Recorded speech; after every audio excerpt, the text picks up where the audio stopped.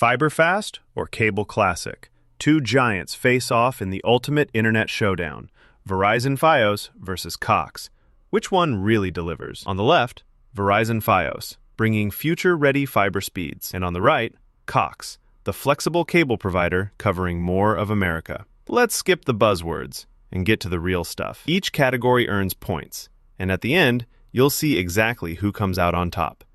The result might not be what you expect. So here's what we're looking at. Price, internet speed, availability, data caps and usage, contracts and installation, reliability with tech, and customer satisfaction too. That's like the 7 must-haves you want sorted before signing up, right? Let's jump in. First off, let's talk about price.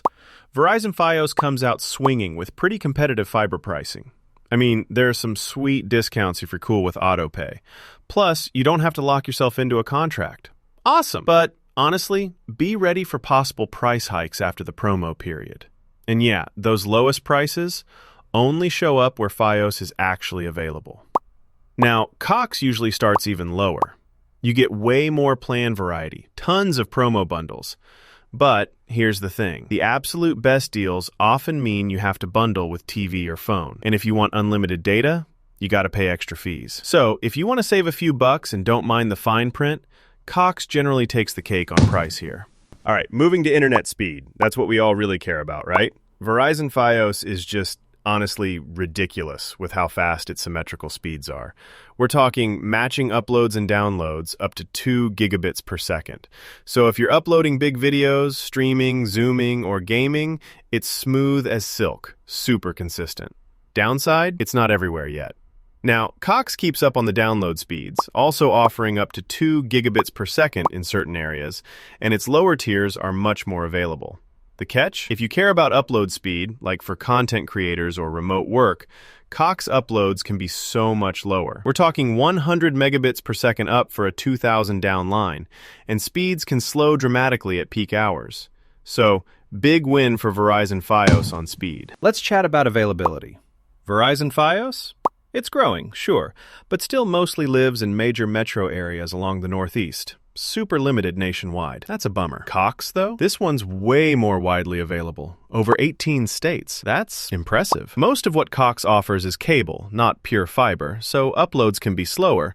But yeah, if you want reach across the country, Cox smokes Fios for availability. Oh, and here's something cool you might not have known. Verizon Fios was actually the first major fiber-to-the-home internet service in the whole United States. Kind of wild, right? Data caps and actual usage. Honestly, this is where a lot of people get tripped up. Verizon Fios is super straightforward. Unlimited data, don't even have to think about it. Game, stream, upload, no worries, just go wild. Cox does offer a decent 1.25 terabytes per month, which is fine for most casual users, and they will sell you unlimited if you cough up some extra cash. But if you cross that limit, it's an extra $10 for every 50 gigs you go over. Not good if you're, an ultra binge watcher. So for power users, Fios rules here. Easy win. Contracts and installation. This is always kind of annoying. Fios makes it simple. No annual contracts, and they sometimes waive installation if there's a promo running. You might get hit with a pro install fee if you need it, but overall, pretty friendly. Cox? They're also mostly no contract these days, which is cool, and self-install means you can dodge that setup fee if you're a DIYer. Just remember, if you have to get a pro install, Cox can charge you like $100. So, Fios does edge out Cox right here, just for being a bit smoother. Tech reliability is huge, especially now. Fios is like the gold standard for stability. 99.99% uptime on business plans, and because it's pure fiber, speeds stay awesome, even when everyone's online at night. Only issue? You gotta actually live where Fios runs. Cox, though, comes in with a still solid 99.5% uptime promise, and their hybrid system actually works for most, but it can drag down if everyone in your neighborhood hops online.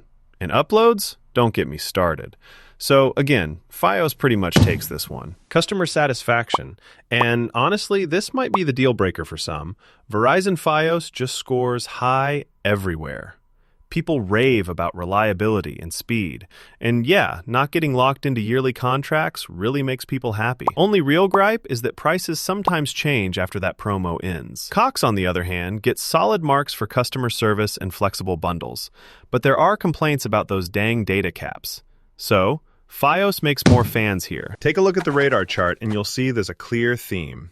Fios totally rules on speed, no data limits, textability, and customer love. Cox, though, is the go-to for pure coverage and price, making it accessible for way more people. So, if you live in a region where Verizon Fios is available, honestly, it's hard to beat that combo of mind-blowing speeds and unlimited data. If you're more about accessibility and bundles, and you just want decent internet for the whole family without hunting for fiber, Cox is the safe bet. Both have perks, but for me, Fios is the internet king if you can get it. All right, so which would you choose for your own streaming, gaming, or working from home setup?